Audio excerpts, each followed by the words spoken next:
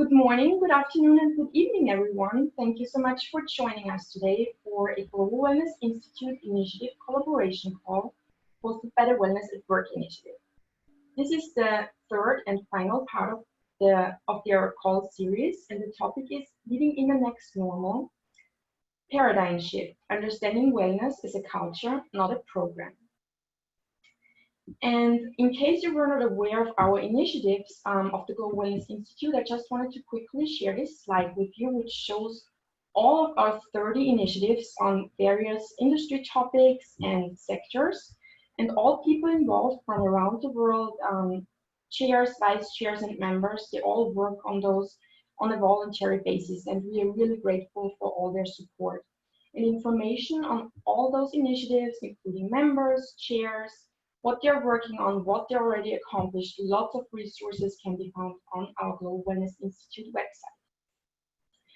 And now I'm delighted to introduce the initiative chair and vice chair to you.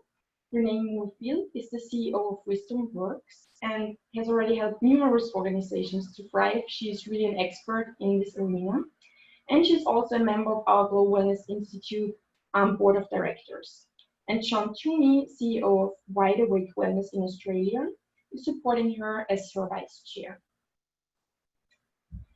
Thank you to both of you and also to Gloria Treister, who is an esteemed initiative member, for organizing this call today. We're really excited, and yeah, over to you.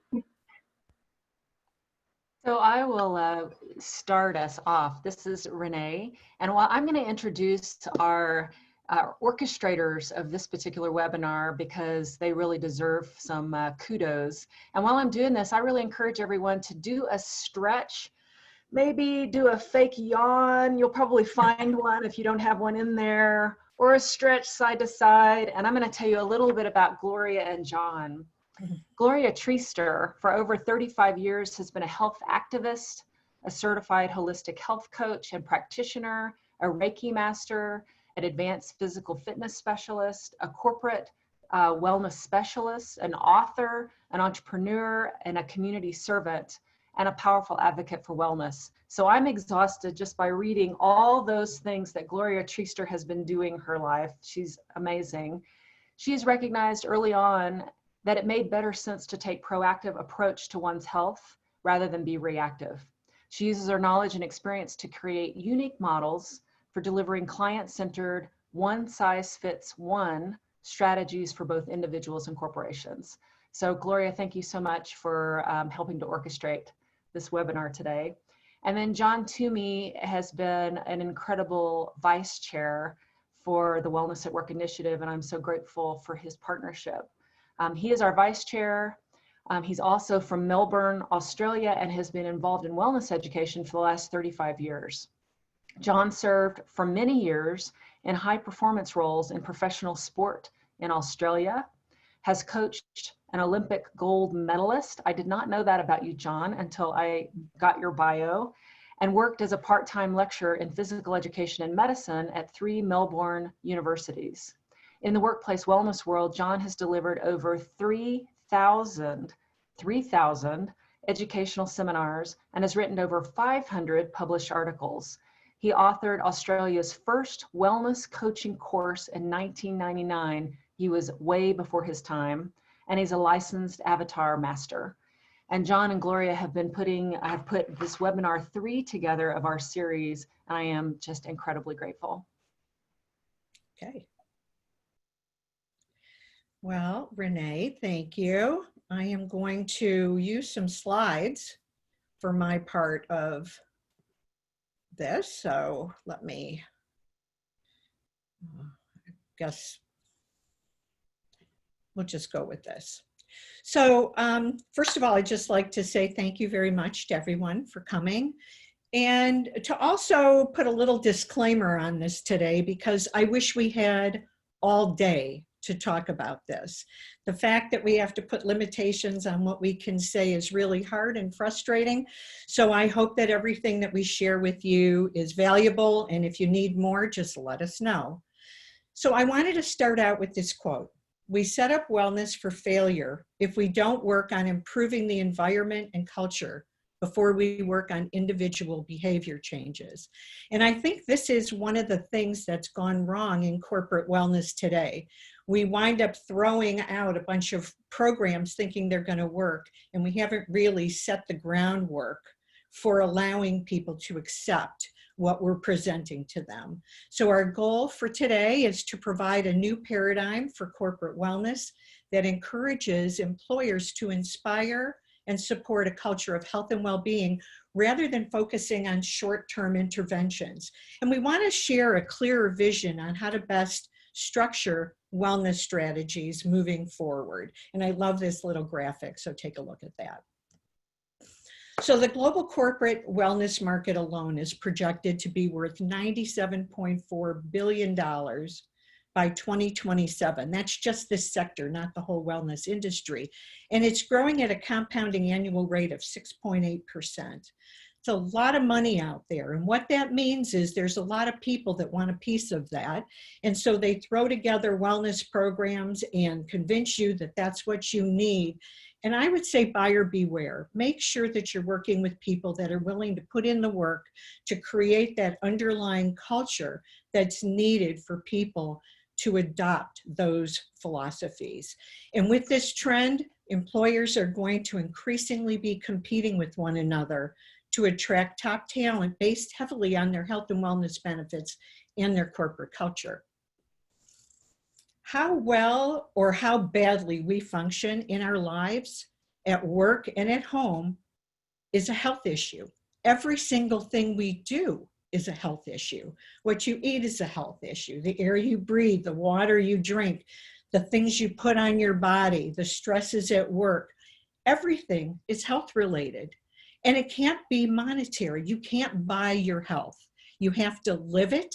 And it's not just physical and mental health. It's also what happens in a social context, like a corporate culture. You've got to get to the root cause, like you do in a functional medicine approach, to the problem. And the underlying problem is we haven't yet laid that groundwork. So we need to work on that. What happens today in a healthy workplace remains disconnected from management-led and management-focused solutions, and it shifts the onus to the employee. So the message that people are getting is, we're going to help you with your problems because we're these enlightened employers, but here's some things that you need to do, rather than doing something for people. So for instance, you bring in a biometric screening and you check the box, okay? HR checks the box. They've done their wellness program. Everybody gets their testing done, which it's debatable how valuable those tests really are. And then what happens? Maybe they meet with someone for 5 minutes and they say, oh, look, your cholesterol's high and blah, blah, blah. Here's your results, go do something with them. A lot of people will take those results and just shove them in a drawer and they move on. And that was the wellness program and it's over, and next year they'll do it again. Some people might take it to their doctor and say, hey, look at my scores, and maybe they'll get a prescription. But how is that really affecting the culture, and how is that promoting wellness throughout the organization? It doesn't really even acknowledge the fact that the possibility is that the employer might really be a large part of the problem. So we want to look at traditional wellness programs versus a wellness culture. Traditional wellness programs have been driven by HR, which is kind of an interesting concept, because who said HR people are wellness people? Maybe they've never been trained, but somehow it fell on their desk and it's a checkbox. Do a wellness program. What we believe is very important is that this has to come from the top down, and not just as an edict, not just, hey, do this. The C-suite has to be a supporter and a participant, and they have to live it within the organization. And this program-based versus culture-based thing, bringing in a program, programs begin and they end. A culture goes on, it lives within the organization. So while you can have programs within your culture, that isn't a wellness culture. And people will bring in random services and programs. Maybe once a quarter, they'll bring in a massage therapist, or they'll have a meditation class, and that's great. But what happens is most of the time you're preaching to the choir. It's engaging with people who are already wellness people. What we need is to have consistent on-site and make it personalized so that it really speaks to everyone. Find out what your people want and give it to them. It's like the difference between having a weight loss program like a Biggest Loser contest where, you know, it's short, it begins, it ends, and some people will do anything, including starving themselves to win the $25 Amazon gift card. But it's not really supporting healthy vending, bringing farmers markets into the workplace, encouraging walking meetings, and using that as a stimulus to get people to achieve a healthy weight. And then you sit back and you're hoping that sick time and presenteeism will be reduced versus creating an atmosphere where people are healthy, they're happy, and they want to contribute to the success of the company, and they look forward to coming to work. And so, John, I believe right now you wanted to jump in there, and I'll take over from there.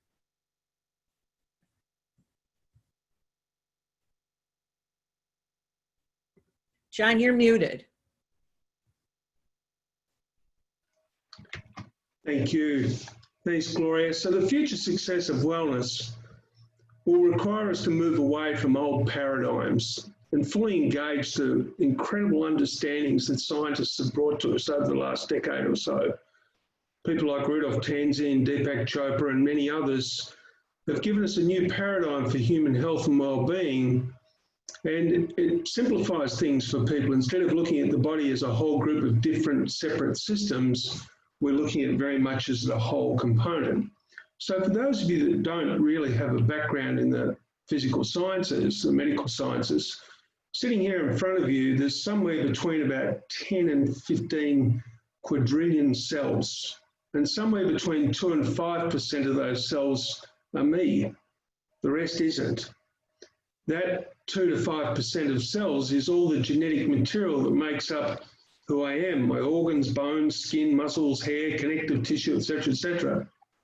And we call that segment the human genome. That's the first of 3 levels of this paradigm. The other 95 to 98% of those cells is bacteria and fungi.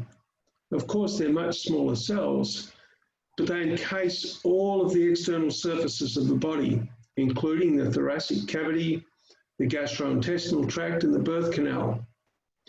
And what we've discovered in recent times is that when that whole group of cells, that beautiful bacteria and fungi, which really match what's in the soils of the planet, we call it the microbiome, when it's thriving to its fullest potential, it creates this nurturing cocoon around the genome, and the genome can't get sick. But what we've done over the last 100 years is do our very best to devastate the microbiome. The third level of this paradigm is the epigenome. And the epigenome can be best described as an interface mechanism between us and our environment, our life. Our interactions with our environment and our life, physically, emotionally, and perceptually, create responses in our microbiome and genome via our epigenetic pathways. Toxic environments degrade our health and well-being. So now, Gloria will introduce to you Dr. Tammy. Oh, not yet. Okay. John. I beg your pardon. So, yep. So before I introduce Dr. Gutierrez, who I'm going to, I have a little bit more to share with you. Oops. Okay. So what does good look like? One of the concepts that I wanted to present to you that's growing in popularity are companies that embrace the triple bottom line. And in these companies, the focus becomes people and being more socially progressive, planet and environmentally conscious, and profit. And a lot of people will look at wellness programs or trying to create a wellness culture as a cost, and they're looking for ROI. We would encourage you to look more on VOI, value of investment. And in these companies, people are working under humane working conditions. They're being paid fairly. They're being educated to understand the concepts that the employer wants them to have and expects them to have, but isn't encouraging them with the right information. We want to manage nutrition and promote health and well-being to families. We want to be sustainable. We want them to know there's a plan for the future and help promote good self-esteem. And also ergonomic design in the workplace, so the workplace isn't actually making them sick. And when companies embrace this, generally speaking, they're also looking at sustainability. And really, you can't have healthy people on a sick planet. We want a healthy planet that helps foster healthy people. And when it comes to the bottom line, there's all kinds of ways, as you can see here, that you can save money or even make more money. But the bottom line is healthy employees just cost less. They cost less in lost time, higher productivity, and all kinds of things. It's even been proven that people who work in LEED certified healthy buildings are 6 to 16% more productive. And that's just one marker. So something to think about. And we also want to look at health in the context of community. We know that we're only as healthy as our communities, and that's been talked about at the Global Wellness Summit with Dan Buettner talking about blue zones, where people embrace healthy living as a community sport, if you will, and they live longer and more meaningful lives. Also, education and communication is very important. An example I can give you is that at Lincoln Electric Company, they were experiencing workplace injuries. And so we went in, looked at the jobs, created a stretch program just for each area's job responsibilities, trained one of the employees who volunteered to be what we call the stretch coach. So they loved that. And before and after their shift, they did stretching together. Can you imagine starting your day in a factory with all of your workmates doing a stretching program? It's fun. It creates community, and we need to do that. And as a result, we feel more comfortable around the people we see every day. It's easier to bring your best self to work when you can be yourself. We can bring a little humor in. You can create bonding events so that people really get to know each other and support each other. And when you do that, that makes elder care and child care more possible. We're much more understanding of a family if we understand who they are. And volunteering, we want to support volunteering in the community as well, because it makes you feel good about yourself and the company. Financial wellness is very important too. And we know that the #1 source of stress for Americans, and I would imagine around the world, is money. So we want to make sure that in our companies, we're helping to educate people on financial, basic money management tools, and maybe even help people with stresses like student loans or tuition reimbursement. You can't serve from an empty cup. If we're constantly draining our employees, how do we expect them to flourish and thrive and produce for us?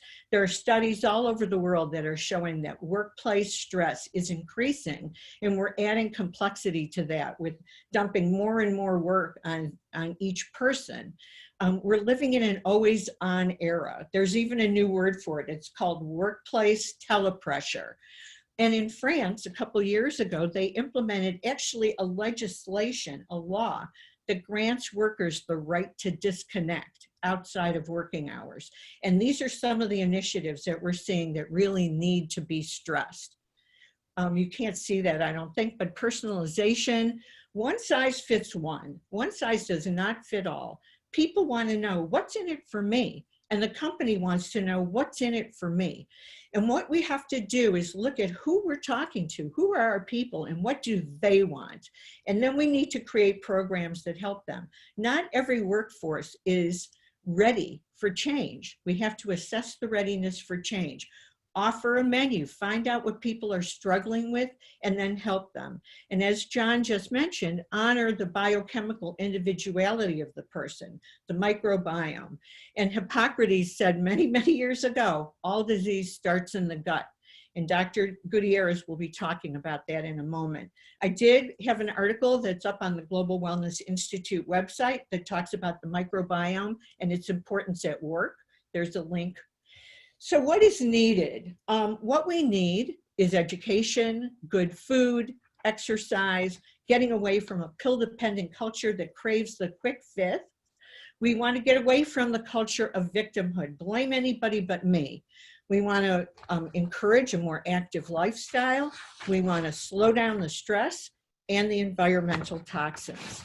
So to speak to this, I'm going to introduce my colleague, friend, and as I said earlier, my medical guru, Dr. Tammy Gutierrez, who's an MD, board certified in family medicine with advanced training in functional medicine. We call her Dr. G, affectionately, of course. Dr. G's career, she's worked both in a variety of settings, including both urban and rural health clinics, as well as teaching medical students and residents at The Ohio State University School of Medicine. She is passionate about using her more than 2 decades of clinical experience and her own personal health journey as a cancer survivor to empower people, to find their own path to true wellness. She's going to help us understand the medical perspective for all of this. Thank you. Take it away, Tammy. Thank you, Gloria. There is so much information that we want to share, but I would say that many people seem to find these days that there's so many messages coming at them about health and about all the different factors they should be paying attention to, that it feels kind of like the toothpaste aisle, right? There's just so many different flavors and options, and it's hard to really understand how to bite off, a reasonable piece that you could take on and you could actually apply to yourself or your corporation. And so I really want to help people understand a few simple images that may make a lot of this easier. And a lot of it really ties together. One of the things I love about functional medicine, which I came to later in my career after my standard practice, was really that there's these 5 buckets, right, that I want people to think of when they're trying to understand how lifestyle impacts our health. And so those 5 categories or 5 buckets are nutrition, exercise or movement, sleep, relationships, and stress management. And so almost everything you have control over in your life falls into one of those categories. And so that's a helpful tool to really kind of coordinate and understand what kinds of factors are playing a role in your health. And I sometimes describe them as a 5-legged stool. So you could be a little short on one or maybe even 2 of them. But if you are really knocking pieces off almost all of them, your stool is going to get pretty wobbly and your health is going to fall off, right? And so all of them need to be taken into consideration.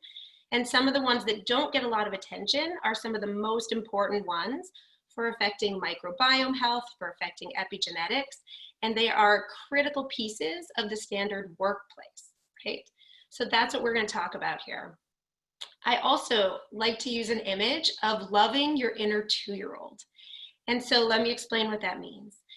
Anyone who's ever parented or even just babysat a 2-year-old for even a few hours knows that 2-year-olds are very sensitive to disruptions in all 5 of those, right? If they don't get the sleep they need, if you feed them candy instead of a healthy snack, or if you don't feed them at all, if you don't let them run around or play outside, if you coop them up, or if you say mean things to them, or if you yell at them for not picking up their blocks fast enough, you're going to have a meltdown on your hands. And what are you seeing? Why are they melting down? You're watching the acute stress response. You are watching adrenaline and cortisol running amok inside that child. They do not know how to hide it yet. They are really the only honest people on the planet. Because we all still have that storm inside us. When someone sends you a nasty email because you were late on your deadline at work, what do you think is happening inside you? You're having the internal equivalent of that 2-year-old tantrum. What happens when you stay up late to work on a project and then you come in the next day and you try to be productive? You can't. Inside you, you're having that meltdown. And so your best work isn't even possible. Right now, the whole world is, some places literally on fire, but almost everywhere, hugely disrupted, right? With COVID and so many other enormous societal shifts.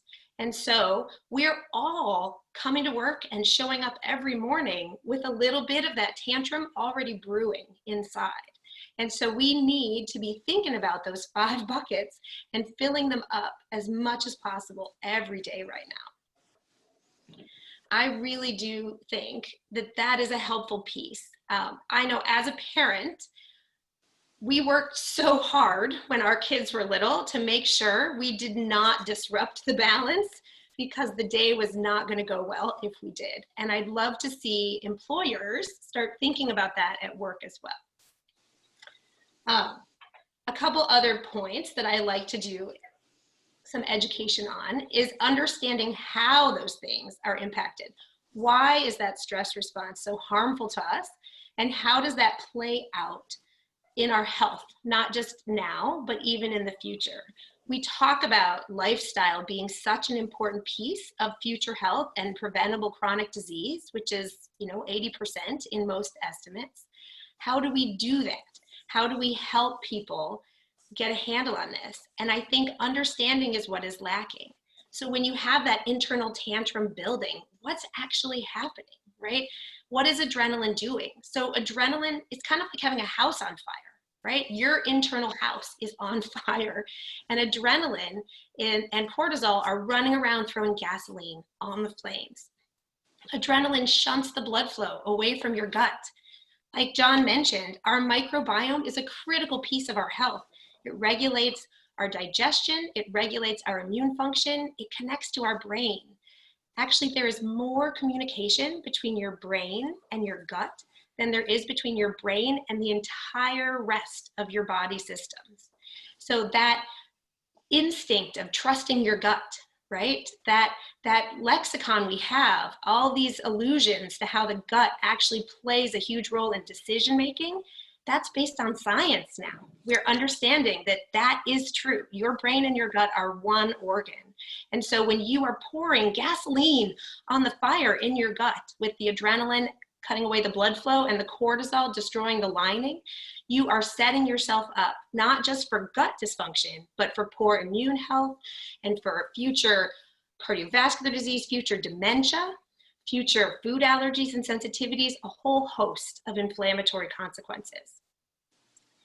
I really also like people to understand that this also plays a role in every one of your hormone functions, because the master hormones in the body are our stress hormones. So when cortisol is running high and your body is on fire, you don't put any energy towards maintenance. If your house is burning, you're not going to clean out the gutters. You're not going to vacuum the rug, right? That just wouldn't be the right time. And that's actually what is happening in chronic stress states. When you are full of adrenaline cortisol, you're not doing cancer prevention. You're not turning off future cells that are going to become autoimmune disease. And you're down regulating your thyroid function, and your female and male hormone function get totally trashed because your body assumes there's a natural disaster and there's no food available, right? That's usually what chronic stress meant for most of human history. And so when your house is on fire, your thyroid function turns off and you start gaining weight, and you can't lose it, right? You stop absorbing nutrients because you don't need those right now. You just need to get away from the fire. You need to get out of the flames. And so your body prioritizes fight or flight. And that also impacts just how you even function with your colleagues. What do you need to run away from those flames or get away from the tiger? You need to be able to hear things really well. So suddenly the person who's tapping his pencil at the desk next to you, that gets really loud. That gets really distracting. It's hard to focus on your work, right? And all your blood flow goes to your muscles. Maybe you get fidgety. Maybe you get tense, right? Or maybe you just get tired. And so all those things totally derail your ability to be a productive member of the team. But the employer can do things just like starting this meeting off with a stretch, right? There's so many little things that you can do to help. I think everyone who's ever cared for a 2-year-old knows a lot of these tricks already. And there's so many ways that you can bring all that in, right, to the workplace and actually just grow a healthy culture of supportive and loving wellness-based living that you model and that you encourage and that you foster, which is exactly how we raise our small children, right? That is the environment we try to create, and that is the mindset we should start having at work as well. John and Grant are actually going to take it from here, and they are going to talk to you about ways that you can do this with concrete examples, which I am super excited to hear. So I'm going to pass the baton and sit here avidly. Thank you, Tammy. Well, everybody, I'd like to introduce to you Grant Gamble. Grant and I have known each other for a very long time. We actually met when we were judging a national aerobics championship in Australia. I don't say that too loudly. You notice I didn't put that in my CV, Renee. So Grant was a Queen Scout and served as a junior officer in the Australian Navy. Upon leaving the Navy, Grant gravitated to the fitness industry and worked his way through the ranks, purchasing his first club at the age of 23. In 1997, after delivering the #1 ranked presentation at IRSA, the world's premier fitness industry conference, Grant was invited to Charlottesville on a 2-month consulting contract with ACAC Fitness and Wellness. He stayed for 11 years as the senior vice president and quickly grew a single-site operation from turning over less than $3 million to a multi-site, highly acclaimed wellness operation turning over $45 million. He built this success by developing the employees into a thriving culture of passionate team members and growing corporate wellness programs. So Grant's worked on both sides of the fence as a corporate executive, employing staff and managing staff, and also as a provider of corporate wellness programs. After a 4-year hiatus in Australia, Grant returned to ACAC and continued his work connecting medicine to fitness and growing corporate wellness programming. He picked up where he left off, helping to build the group to a turnover in excess of $90 million. Grant was recruited then by Dr. Zach Bush to take over the day-to-day operations of his companies. When Grant arrived, it was a struggling business with great potential and 5 full-time employees. When he departed a few years later, it was earning almost $2 million per month with a high-functioning team of 75. Again, his secret, putting people first. So Grant has just released his incredible book, which I've just read, The Affinity Principal, through which he gives away all of his secrets. It's a stunning piece of what I call business leadership art. So, epigenetics is becoming a significant area of interest and influence in wellness. Toxic environments degrade our health and well-being. Stress, tension, discouragement, conflict, powerlessness, and a multitude of similarly negative factors exist in so many workplaces. The epigenetic impacts of this can be devastating. We now look ahead to learn how to create a culture and environment in a workplace that creates epigenetic experiences that nurture great health and wellness, whether it be people working at work or working remotely at home, in teams or alone. Research has demonstrated that when life experiences are positive and nurturing, the genome and microbiome thrive. Great health is a natural consequence. The workplace is the site of up to 50% of many people's waking hours. For some, when you add the commute, it's up to 80%. So the environment at work, which is significantly driven by the workplace culture, can have a deep and lasting impact on a person's well-being. So Grant, welcome to this webinar. Thanks, John. You have extensive experience in creating quite extraordinary workplace cultures where people feel safe, included, and positively challenged. They thrive. Can you give us a few examples? John, obviously I think it begins with leadership. The thing that I've seen happen in a workplace where there's consistent communications, there's sense of clarity around not just the person's role, but where the company is positioned.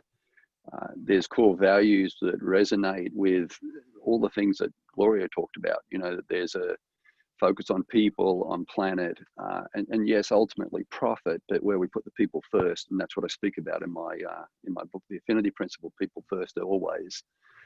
So, you know, in terms of examples, you know, in my last company that I was running, the Seraphic Group, we did a lot of team activities, and those activities extended to, you know, everything from doing a Habitat for Humanity Day, you know, to carving a trail down to the river so people could go down to the river at lunchtime or for a, you know, mental break and expand their microbiome.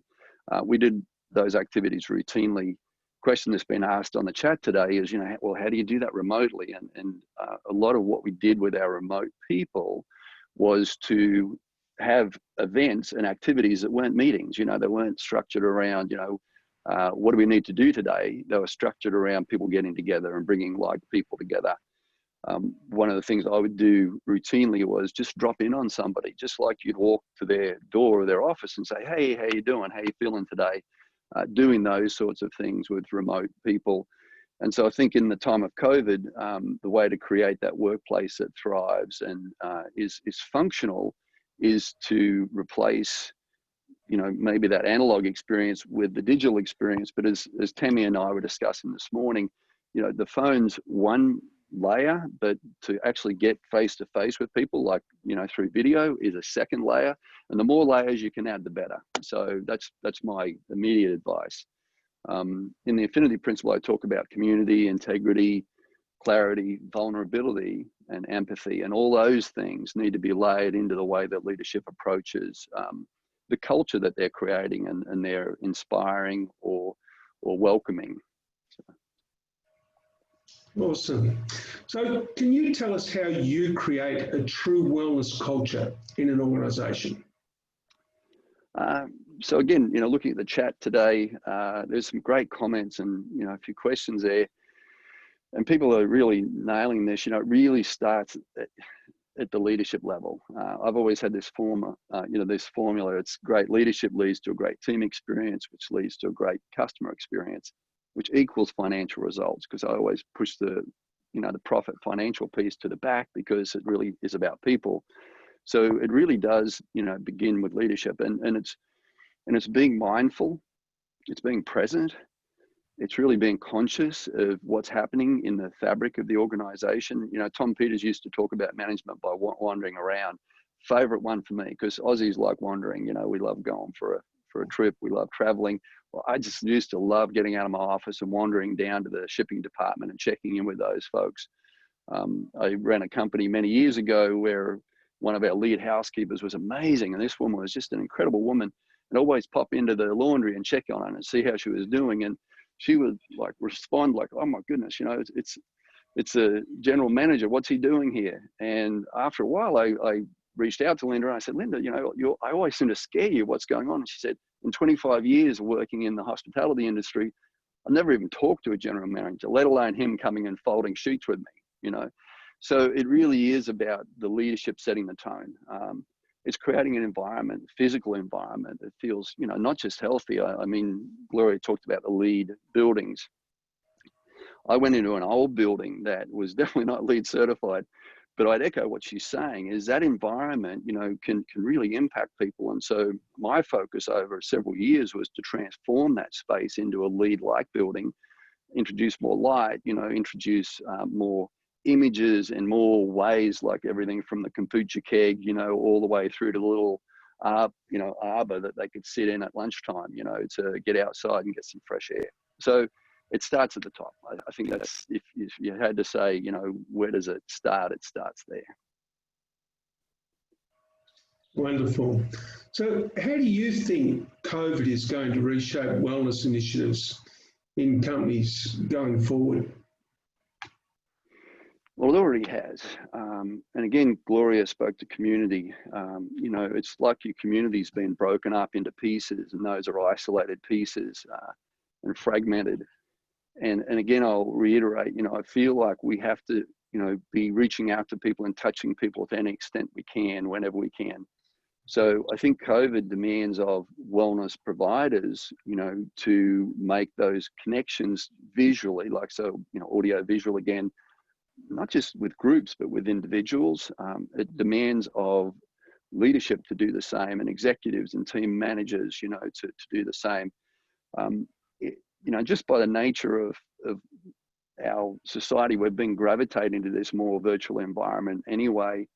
My hope is when, hopefully we see the worst of COVID and we're moving back to normalcy, is that we can actually move closer to that analog experience, to that face-to-face experience. I think people are going to crave it. But again, the suggestion I have is treat it like you're walking next door to that person in their office, set up little interest groups and get a champion for that group.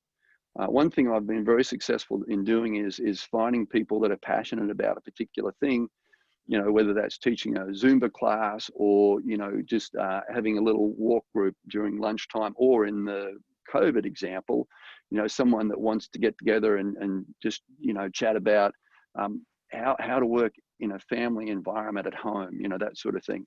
So creating interest groups, creating opportunities for team members to connect, like-minded team members, and even people that are interested in a particular topic, and find a leader for those activities, someone who's, enthusiastic about it. It's not a job for them. For example, and this is just an anecdotal one, I'm passionate about, talking about wellness and community.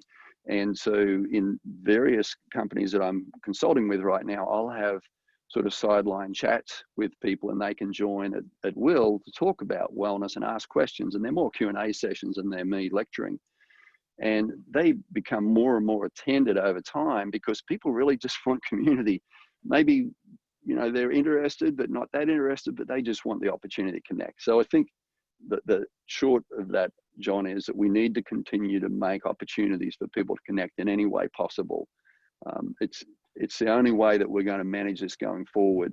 But as soon as we can, I would suggest try and bring people back together in so they can actually give each other a hug, and that sort of stuff. Yep. Wonderful. So that then takes me to another point then, because you're really talking about the culture of the organisation, how you create things that become cultural. Do you think a wellness program is enough to create a wellness culture in an organisation? Look, my blunt answer is no, but I think there's value in wellness programs, well administered, that have a longitudinal approach. I think a lot of times we see what Gloria explained, the weight loss program runs for 90 days and then, people go back to normal, and maybe a couple of people might adapt their habits long term. So I think there's got to be a tail to anything. I think more importantly, it's an organic process. And I feel like wellness providers can bring a lot of value, a lot of knowledge. But again, I would be looking at having or trying to find these champions within your organization to create sort of little macro opportunities for wellness and change. And icons, so I had a gentleman who I funded a smoking cessation program for him 25 years ago, a long time ago, right? But he became the champion of non-smoking in the company, and he was the one that would then approach people and say, I used to smoke, and he would drive that program. So I think that organic growth is a really powerful way to do it. But the leader has to inspire that. The leader has to welcome that, has to recognize that, has to acknowledge that. So it's not enough to do a program. I would say programs have a place. They need to have a tail. But what you really want is just to continually plant seeds, water, nurture, caress them. And over time, that becomes part of the fabric of the organization. It's not respondent, to you as a leader per se. Awesome. So then from that, as a leader, what do you feel are the personal qualities that you needed to develop to allow you to be able to initiate a wellness culture and see it through till it became embedded in the organisation? Because really what we're talking about here is not leaders learning how to do it, but actually leaders doing the work to become a leader that can create that sort of culture. So Yeah, what did you have to go through to get to that point? I think obviously you need to demonstrate it. You know, in many companies I've come in to run or to turn around, you know, they've got the president's parking spot. You know, that's the first sign I pull out and throw away. And I would park at the furthest end of the parking lot just to demonstrate that, you know, you really should be taking every opportunity to move. So what you do every day, the little things you do, actually are seen, heard, and felt by people. So I think you've got to exhibit, you know, the qualities that you're asking people to be attracted to, if you will. I think caring deeply about your people. You know, I never talk about employees or staff, I always talk about team, you know, because I consider them part of my team. So, you know, I care about every one of them. And even those folks that maybe don't align with me perfectly or don't align with my sensibilities, you know, I welcome that, the differences, because those differences actually help us understand and create, you know, so much more strength and breadth in an organization. It's easy to be to be monochromatic with your approach.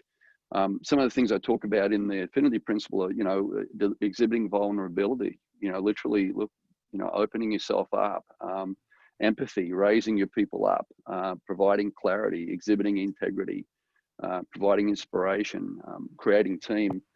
The tag of the book is actually people first always, but it's a formula for success through mindful leadership. And I think if there was one thing that's developed, I've tried to develop over time, is that ability to be present with people when, you know, I'm one-on-one or in a group situation, and to be mindful.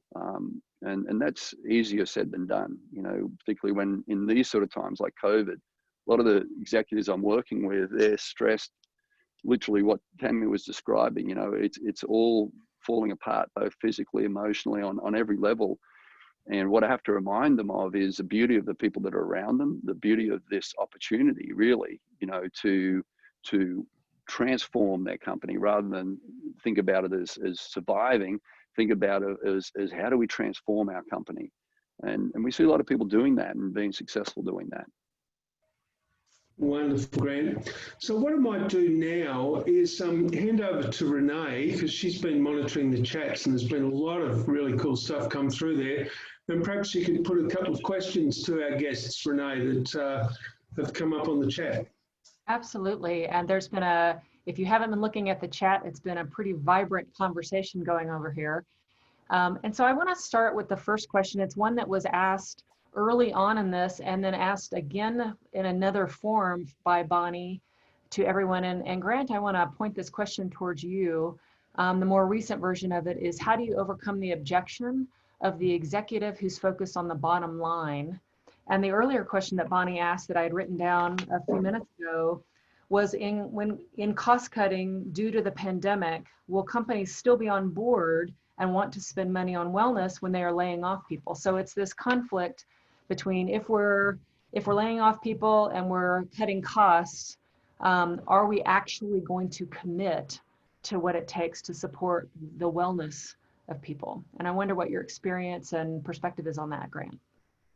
Yeah, so, you know, I feel like now is the time for what I've described even more so, is that organic, you know, sort of almost from the internal engine room of the company, from those champions within the company to rise up.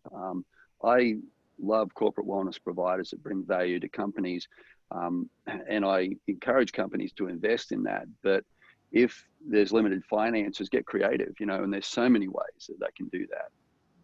I had a PA who, you know, she was, you know, a tremendous event organizer, and she loved organizing events. And I said, Stacey, I want you to organize every month at least one thing that we can do together as a team that will make a difference to the planet or you know, animals in our community or our people or people in the community. You know, how can we do something every month that actually makes people feel like they're engaged? And a lot of those activities end up being outside, and that program cost us nothing.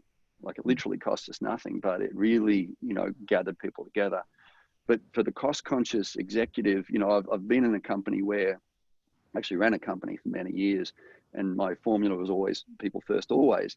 And the gentleman that took over from me was a CFO. So he moved from, the CFO role to my role, which was running the company.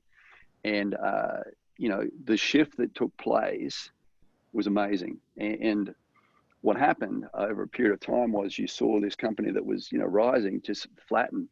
And so you could see the impact of this person not having a focus on people and on wellness and on that wellness culture and encouraging people to be the best that they could be.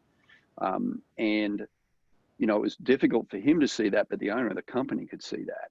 And I came back in, at a point, and I came in a consultative role, but for 4 years, I worked with that company in different trouble spots, sort of patching it back together.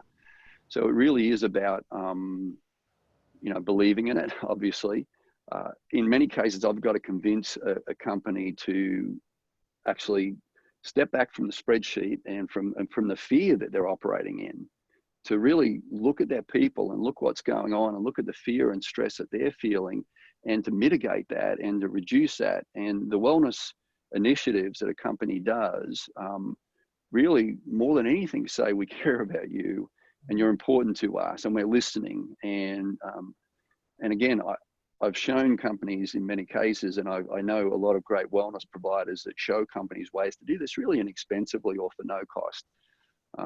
It doesn't have to be a kombucha keg in the kitchen. It can be as simple as, a picnic table that, will last for 10 years, but allow people to sit outside and have lunch, Yeah, I appreciate you saying that, because I know from all the research, an employee saying my company cares about my well-being is one of the highest links to engagement, to loyalty, to performance. So that's pretty critical. And I want to mention, and I actually see some people mentioning, Nancy and Susie mentioning it in the chat. I had the same thought, and that's a plug for the Global Wellness Institute, because every month there is a wellness moonshot article that comes out, and it has a set of practices that people can just use as a free resource and go do. And that's in their organizations, their families, their communities, and they're all really addressing this issue as well. So that's a thought, another resource for people. So I want to direct a question real quickly to Tammy, because Tammy, there's not a question on here specific that's on the chat, but there's one that I have for you, because you gave such good ideas for different practices people could take. And I wonder if you could tell us if there are 2 to 3 top practices, actually not practices, 2 to 3 signals of stress that each one of us could be looking for in our own lives as we're trying to ourselves, as most of us being remote workers, we're trying to also practice what we preach. Right. What would you be looking for? Right. And so if you think of that 2-year-old image, how do you know your 2-year-old has some kind of problem? Right. So the first one is that being out of sorts, that irritability. Did somebody say something and you noticed you overreacted? Did somebody drop a book and you jumped? Right? Do you just feel like you're out of sorts? So the first clue is just starting to tap in. I sometimes tell people you need to tune into the radio station WYOU at least a couple times a day, right? And you need to ask, okay, how am I doing? Am I breathing fast? Am I feeling tense, right? Am I ending the day with shoulder pain and neck pain because I've been sitting with tension all day? And so the first step I would say is just awareness, right? Because you can't change it if you're not aware of it. And by just bringing awareness to it and starting to notice all those cues that we notice in our kids all the time, but we don't attend to in ourselves, that's number one. And then the second thing is giving yourself compassion that you're allowed to feel these things and you don't have to hide them, right? I'm not suggesting you tantrum, but I'm just suggesting that you acknowledge that you're feeling stressed and that you look. The third one is get curious. What is it that's making you stressed? What component of your surroundings is it that needs to be modified? If it's that you hate the computer screen, what can you do to dissuade that, right? What can you do to change it? Can you move your computer outside to the front porch so that you feel like you're not stuck inside? Can you stand up and talk on the computer instead of sitting in your chair? All of those components, I think, can be very helpful. So those would be my top 3. Yeah, thank you for that, because I think it's so critical. I know everyone's on this journey together, but I think it's so critical that we know that we are in the middle of global stress a global stress that we're all being affected by, and that we are maybe honestly radars for really taking in. And it's important for us to be taking care of ourselves as much as anyone else. So thank you guys. Gloria and John, did you all want to wrap up, or would you like for me to wrap up? I'd just like to add one other thing. We've got Lisa Kelly on the call, and Lisa and her team have put together a fabulous course, a COVID transition leader course, which really addresses this whole issue of how to manage this situation. And Lisa actually invited me to do the course, and it was brilliant. And I'm going to put a link into the chat for anybody who's looking for that additional guidance. And but thank you everybody for coming along and for all your amazing questions. And thanks, Grant and Tammy. Over to you, Gloria, Renee. Yeah, I also want to add that, you know, we could have gone on really literally all day with ideas and suggestions. There's a lot of things that you can do, and just know that the education's important. Understanding yourself, tuning into yourself, looking at the surroundings are all super important things. We know this, but do we always do it? And so I think we need to start practicing doing that. And like Tammy said, check in with yourself, see how you're doing, see how people around you are doing, especially during these COVID times. And like Lisa, Dr. G and I also have put together, more from a medical perspective, I want to say, but some great information about COVID. You know, we're hearing a lot on TV and little sound bites, but nobody's really sitting down and saying, this is how it gets into the cell, and these are the cells that it's affecting. And this is what you got to do when you're putting your mask on and off. And if you put on a dirty mask, yeah, you can get COVID. So there's all these little nuances that I think people are looking for, and there's so much information and misinformation out there that we want you to have the right information. It is totally free. So if you want to reach out to me, please do so. And we want to encourage everybody to stay well, take care of yourself and those around you, and spread love around the world. Right now, there's never been a time where that's more important, and it seems so small, but it's so big. So let's get some global love going on all around the world right now, because boy, do we need it. And here's some nice big hugs. I'm totally in on that. And to spread the love right now, I just want to appreciate the work you guys have done to pull this third webinar together. I am really just proud of our initiative team for the entire webinar series. It's so well done, and so grateful to the collaboration with the Global Wellness Institute. Susie, Nancy, Beatrice, thank you so much, really from the bottom of my heart. This would not have come off so well without you. And if there's anything you all want to say, I just want to say thank you, Renee, for leading this so beautifully all this time, for you and John and your incredible work to bring all of this to life so intelligently and thoroughly, and bringing other thought leaders into this. It's been really an incredible series. And I'll just add my thanks also to you, Renee and John, and to let everyone know that on the globalwellnessinstitute.org website, this initiative has so much information and resources. And so go there. It'll be inspiring. Like Gloria said, you know, you can go on and on. We limit it to an hour, but there's lots of information there, and it's all free, and they have put it together, and you can see they've been thinking about this topic for a long time, maybe even for decades, and they're some of the most experienced globally. So we are very grateful. Thank you, Renee and John. Thank you for the opportunity, Susie. Have a wonderful day, everyone. Bye, everybody. Bye, everybody. Thank you. See you, Renee. Thank you. Thank you, everyone. Thank you. Thank you.